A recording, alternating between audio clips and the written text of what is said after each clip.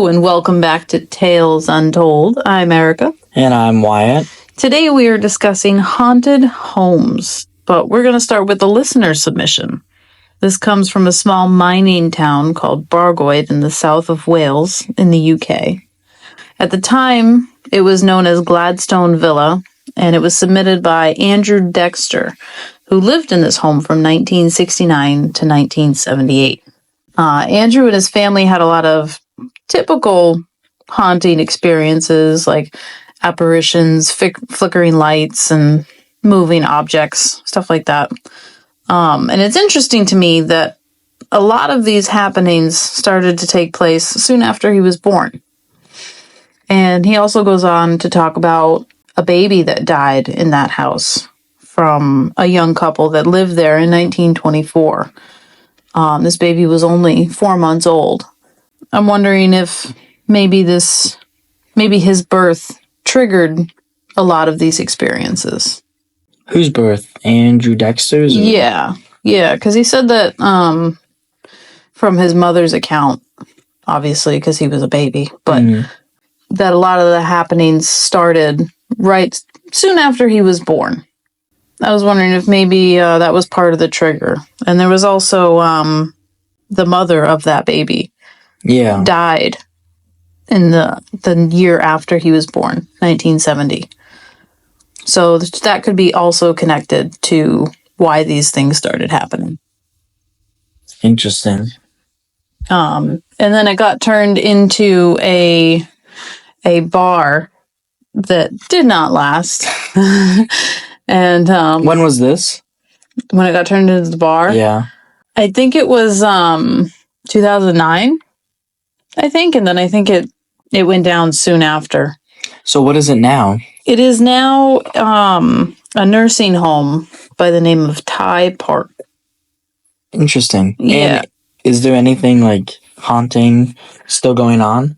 So when it was the bar, there had been many waitresses that did say that there were experiences that they had of apparitions and things like that.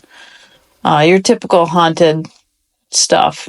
But as far as the nursing home, there really haven't been any reports of hauntings. And a medium had concluded that this place was now at peace. But I wonder what caused that to happen. Yeah. You know what I mean? Like how something being so haunted for so long suddenly became haunted and then now is suddenly not. Maybe because I don't even know. Yeah. Like what? Maybe we don't have enough information or maybe the right information. I don't know. I think it was built in 1900 and it was named after the prime minister of the time. But it's definitely interesting how suddenly it's no longer haunted. So it could have been haunted by the mother that lost the baby. I don't think it would be haunted by the baby because like it doesn't know anything at 4 months old. Yeah. But the mother could just be angry and just decided to finally live at peace, and that's why nothing else has happened. Yeah. Maybe because there's no more families in that home. Yeah. That too. I don't know. That's definitely interesting. Maybe the mother ghost was just upset that her baby died. And that there was now a baby there. Yeah. I don't know. Because I think it's, 40 years after he moved out? Because they left in 1978, it says. So after 2009, nothing's happened, I'm assuming, because that's when the bar went down, right? Yeah, it was right around there. I forget the exact year, but... Because the waitresses and people that worked there said that there was stuff that happened. And now it's a nursing home, so I wonder... That's definitely interesting. I don't think I've ever heard of a house that was haunted that is suddenly no longer. I think I have. Yeah. I don't want to say like the Conjuring house because it's obviously still haunted, but it's definitely gone down from what supposedly happened. So maybe the ghosts are just at peace and just roaming around. Maybe they're not angry anymore. Maybe the energy just sort of, I don't want to say fizzled out, but Moved on, like the evil. yeah, the tension just worked itself out. Mm. So what else happened that was like strange experiences here? So they had seen the apparition of a monk. These claims are very almost random. So they have a baby crying. Yeah. So they have the sounds of a baby crying. Yes, with the baby that died there. Yeah. A 4-month-old. And then they have claims that the ladder or the stairs to the attic came down all on their own, and it sounded like someone had been up there. Creepy. Yeah, they just had disembodied footsteps. What does that mean? Footsteps that don't belong to anybody. Oh. So like everyone's in the living room and they hear somebody walking around upstairs.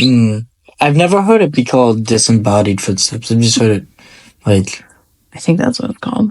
Unknown footsteps. Well, he probably mostly heard disembodied voices. Yeah, I have heard that. I don't know if that was one of the claims. What? I don't recall reading voices. Definitely the baby crying. Yeah. And I think there was also a bottle got thrown at somebody. Ouch. I don't think it hit him. Oh. But it got thrown at him. Like in his general direction? Yeah, and it missed by inches. So these experiences are they're a wide range. They have, and then like I said, there was a monk. Yeah. That's kind of that was seen in the house, and that's, I mean, outside of a monastery, I think that's strange. What is a monastery? It would be where the monks would be living. Oh. Well, there was one close by that goes back like, I don't know, 300, 400 years, right? Mm-hmm. But why would the monk end up there? You know what I'm saying? Yeah, sure, there is a monastery close by, but why would the monk end up at somebody's house? I'm not sure. I don't know. I personally don't think that... What if a monk had died on the property at some point? I feel like somebody would know.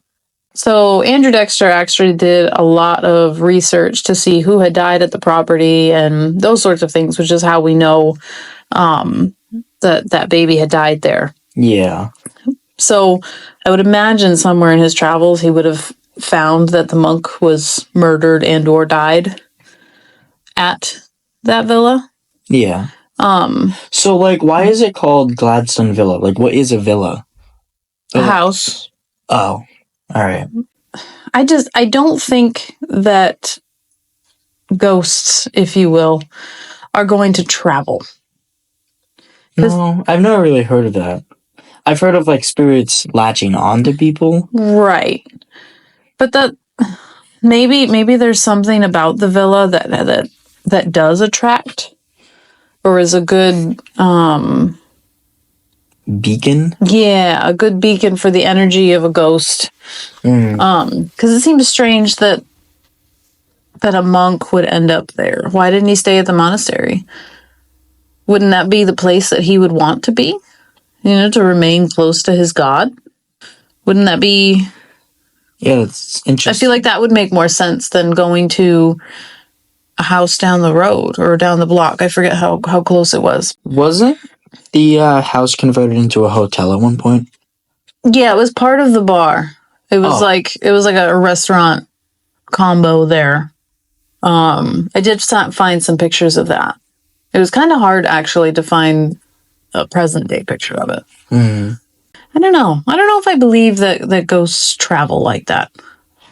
That is strange, the monk thing is. But I think the bride makes sense because apparently Andrew Dexter's grandfather, Bill, said that a man murdered his wife on the property. So I don't know. I wonder why. Where that came from. But I thought that was interesting, especially since the staff at the hotel saw a bride in white. Mm-hmm. Also, Andrew Dexter's mother and grandfather Bill did hear a baby crying in the bedroom when they lived there. So yeah, that makes sense with that little one that died there. Yeah. Yeah, there's a lot of different things that happen. This is some freaky stuff. Yeah, there's so many interesting things that happened. I personally don't understand the monk, but I understand where the bride and the baby could have came from. I wonder if there's something that happened with that building when it was made, or the reason it was built. When was it built? I think it was 1900. Like exactly 1900? I think so.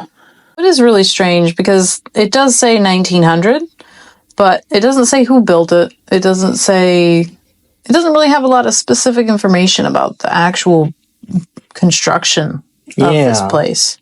So I think that's kind of strange in and of itself. So maybe... Because someone's going to obviously want credit for it. Right. So maybe something to do with its construction is causing those people to be drawn back to it. I don't know. Maybe something happened 400 years ago that a monk was involved and there was no recording of it. Maybe. That's possible. It is possible. So this is the email we received from Andrew Dexter. Gladstone Villa was a large 3-story property that stood ominously in Cardiff Road in the former mining town of Bargoed, which is in the Caerphilly County Borough of South Wales Valley, 17 miles away from Cardiff, 8 miles north of Caerphilly town. My family were my maternal grandparents, Bill and Rita Higgs, and my parents, Caroline and Douglas Dexter. Mom and Dad met at the Bakehouse in Baldwin Street in Bargoed in 1965, soon after she left school. They dated for 3 years and they married in Cardiff Registry Office in April 1969. Mom and Dad didn't get a place of their own. They continued to live at Gladstone Villa with my grandparents. Mom said that nothing paranormal occurred until after I was born in 1969. Mom said it started in the attic. I was just a baby, so I can't remember when it all began, but she told me that she and the family heard what sounded like someone jumping from the attic down to the landing. Thinking that someone was trying to break in, my family went upstairs to see what was going on. They reached the top of the stairs to find nobody there, but the hatch to the attic was open.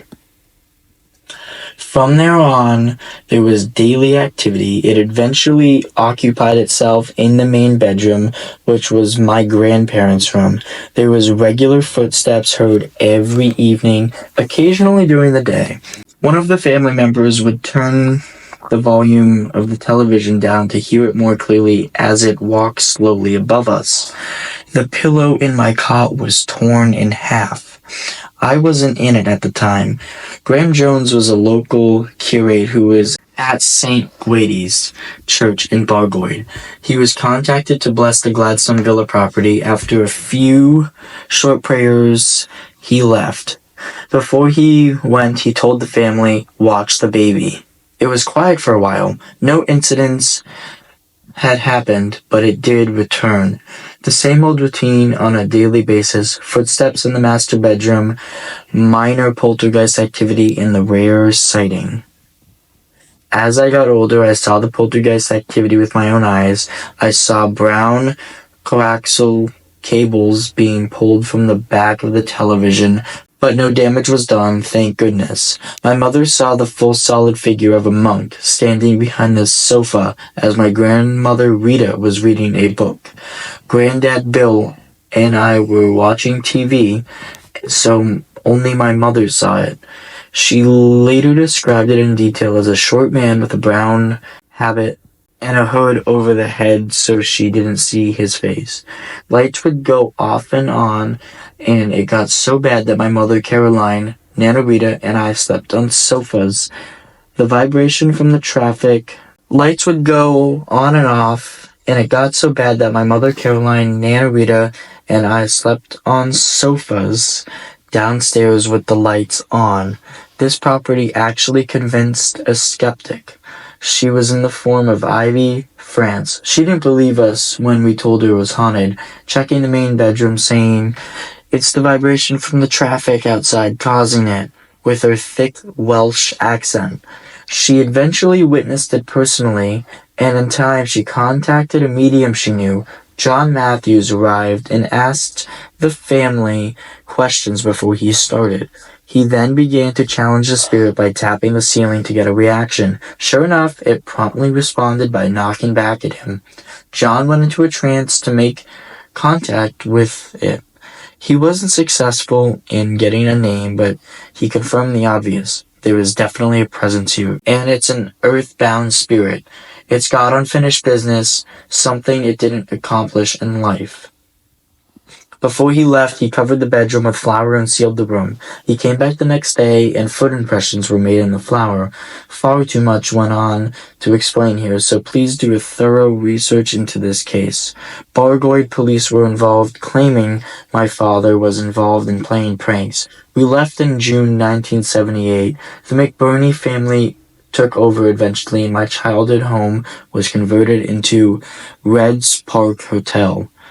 The staff said they heard things there, especially in room 5. One staff member said a bride in white was seen.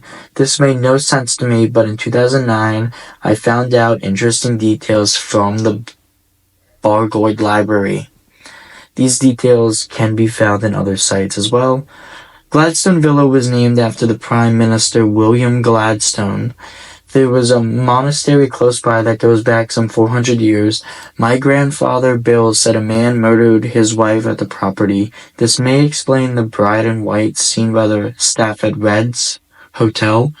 My mother and granddad Bill said they heard a baby crying in the bedroom when they lived there. Made no sense to me at the time, but during my research I discovered a 4-month-old baby died there in 1924. His name was Elvin Kimiet. He's buried at Bedwellty Cemetery. This was a genuine experience. It left a profound effect on us. My mother was a nervous wreck. My father, Douglas, had series of breakdowns, and he died in 1991 at age 44. I think this is a very intriguing story. Definitely. Yeah, there's a lot of things that don't make sense, which is exactly what we're looking for on Tales Untold.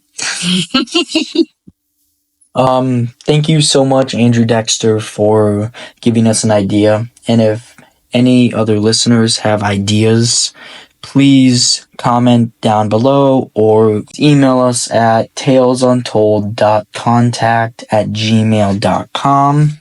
So yeah, I found this very interesting. The only thing that doesn't make sense to me is the monk. But it's definitely very exciting to have listeners giving us feedback and knowing what you guys want to hear. Yeah. What you want us to talk about. That's exciting. So there's another house that's closer to where we live. And I feel like this kind of reminded me of it. In Gardner, Mass, there is something called S.K. Pierce Victorian Mansion. Have you heard of this? I have. Surprisingly, look at me go. I have finally heard of something that you've brought up. Not much, I will admit that. But I know the name. There's definitely some weird stuff happening at this mansion, for sure. So, the mansion was owned by Sylvester Pierce, and he was a wealthy businessman. He was, like I said, the owner of S.K. Pierce Mansion and something called Sons Furniture Company. I would say this guy is definitely wealthy. He had 100 men build this mansion, and it took 1.5 years. And apparently it was nearly 7,000 square foot, and it was a well-known meeting place for the Freemason Society. Wow, 7,000 square feet. That's big. That's like 7 times my house. It also had 10 bedrooms. Wow. Which is a lot. Does it say what his plans were for this building? No, not necessarily. I think it was just for him to live in. Wealthy for the sake of wealthy. Mrs. Susan Pierce mysteriously died to a bacterial illness. After a year of mourning, Sylvester married again. Someone named Ellen Pierce. He had 2 children with her, and then Sylvester actually passed away in 1888. The mansion was built in the late 1880s, so he wasn't living in this mansion for very long. No, and he had 2 children in that. That's a small time frame for all of this to happen. He had 3 children actually. 2 with Ellen. Oh, and 1 prior? Yeah, 1 with Susan, I believe. I guess he decided to build a mansion benefiting a man of his public stature, whatever that means. Yeah, because he's wealthy, he built something. Oh, so he was just using wealth as just... Yeah. Throwing his money around. Why in Gardner, Mass, though? I feel like that's kind of a small little... I don't know. Maybe it was something different back then, but... Yeah, Gardner... I've been to Gardner, and it's... Yeah. It's not big. Maybe it was an up-and-coming place at the time. That's true. No, it's just a regular city. Like I said, he died in 1888, leaving behind his wife and 3 children. Ellen died a couple years later, and the 3 children constantly bickered over ownership of the mansion. The Great Depression ended up stifling the business, and eventually Sylvester Pierce's youngest son, Edward, got the mansion. Edward turned the mansion into a boarding home where unsavory activity became the norm, such as drinking, gambling, and prostitution. So, I guess he really was betting on black. There's going to be a lot of crazy activity there, I'm sure. A lot of bad things probably happened. Well, there were tales of murder. So, it's said that there was a prostitute strangled in the infamous Red Bedroom. I really couldn't find anything why it was infamous. Maybe that's why. That's true. Someone named Sorry burned to death. That name sounds familiar. Sorry. Burned to death? Yeah, in the master bedroom in 1963. Was there more information on that? Like, did he just spontaneously combust or something? It said that a small flame just combusted, like, in the corner of the room, and they said the damage wasn't too bad, so it wasn't too big. So it might have been like a candle or something, but I feel like that's strange. So that was also in the time of all the gambling and stuff, right? Yeah. So maybe it was intentional. So. Maybe. As I mean, you got to have really particular circumstances where somebody's going to spontaneously combust. That's why it's called spontaneous. Because it just happens. But I wonder if somebody did it to him. Because that would be crazy. Because it's isolated. So maybe he was in huge gambling debt, and they're like, hey, you didn't pay your debts. So... Like loan sharks? Yeah. I don't even know if those existed back then. Probably far worse than they are now. But yeah, I wonder if that was intentional, and it wasn't just an accident. Yeah, because there wasn't much information on it. Yeah, and I doubt they would have any sort of testing or even possibly a desire to test for. I don't know. Maybe somebody doused him in a flask of gasoline and then put a candle too close to him. Or. I don't know how you accidentally do that. No, that's what I'm saying. It wasn't accidental. Like, they doused him and then put him too close. And then just made it look like, oops, he popped on fire. I don't know what happened. I don't know how many people you've seen on fire. None to date. Thankfully. It's definitely strange. Yeah. There was also something else that I didn't further explore, but there was also no information provided. It just kind of said it. There was supposedly a little boy that was being drowned in the basement. The way it's worded, it makes it sound like someone purposely drowned him. It sounds like the action is still taking place. The little boy that was being drowned.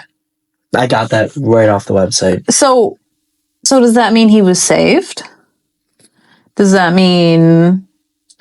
All it says, like word for word, another story has a young boy being drowned in the basement. Okay, so he must have... It's talking about the action of being drowned.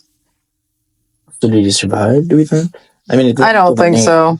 That's so weird that they just kind of tossed that little teensy bit of information in there and then just left you to wonder, what? That's interesting. Over the years, guests have suggested it is rich with paranormal activity. The ghost of Sylvester K. Pierce, Susan Pierce, Edward Pierce, and a nanny named Maddie Cornwell have all been seen there. And then there was also a guy named David who was said to be the Red Room Strangler. So is that the person that killed the prostitute in the Red Room? Yeah, but like... So he also died there? Interesting. So again, so this is supposed to be an apparition that has been seen? Yes. So they've seen someone named David that's suspected to be... How do I know his name is David? Ouija board or something. I mean, yes, I do have my apparition of George, and I just knew his name. But that's a lot of people.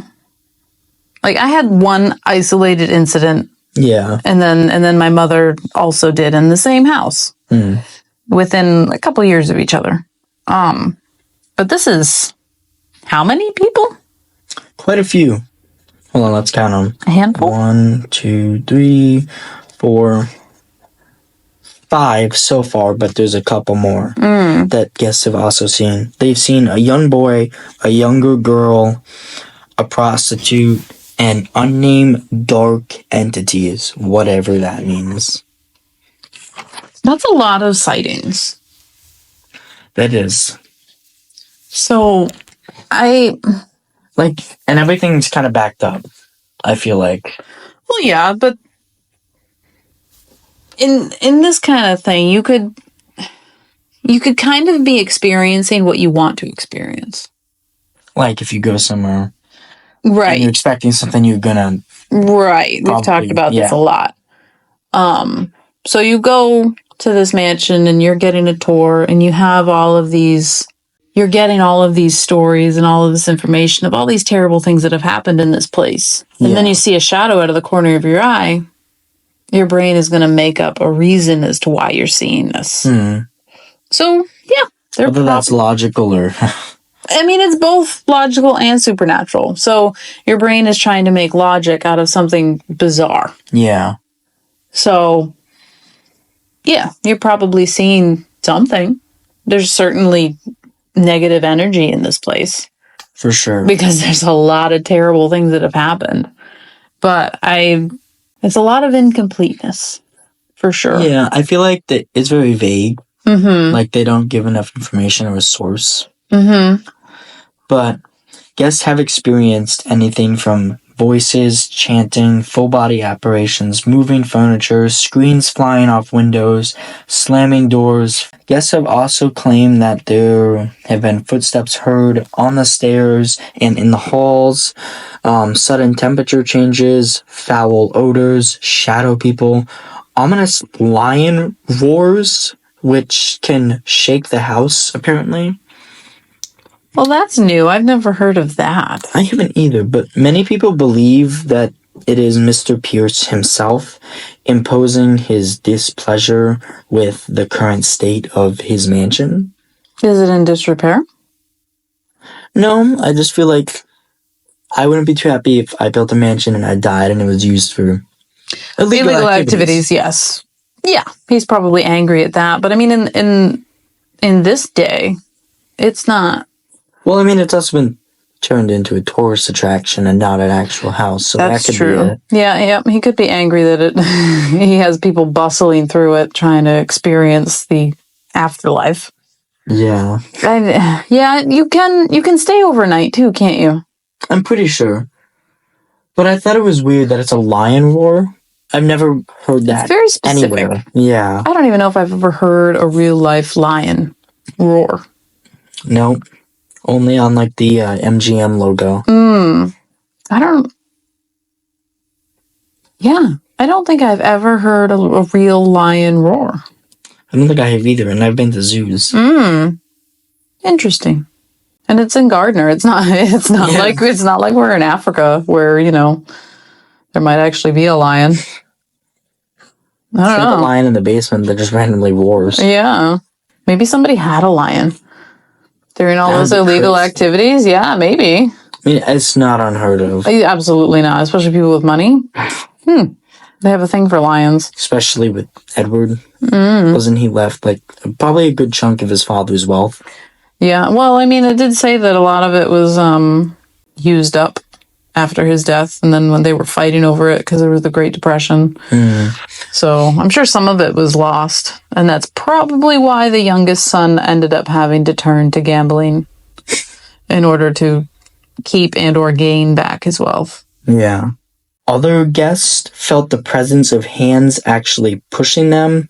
One visitor said that they felt the presence of someone actually trying to push her down the stairs. And apparently, another guest was almost forced out of a third-story window. That's interesting. A third-story window? Yeah. I would not want to fall out of a third-story window. No. I would be very curious to hear the story about that, though. For some reason, they say things, but then they don't kind of explore it more. No, they're just trying to hype you up. Make you want to go there. Yeah. Because with the being forced out of the third-story window, was this person standing in front of the window, just kind of looking out, checking out the window? You know what I mean? Looking down at the garden, something, oh, look, a squirrel. And maybe they lost their footing and believed that something was pushing them. That's possible. That's kind of far-fetched, but my point is that maybe it wasn't something supernatural. It was just in one of those situations where you are there because it's a scary place. Yeah, and you're expecting something. You're hearing all these scary things, and then you happen to lose your footing, and suddenly you believe you've been pushed. That's very possible. I mean, absolutely. So I definitely would be curious to find out more about that third-story window. These are two very intriguing tales, and I'm excited that we got our first viewer submission, and I feel like this was a pretty good episode.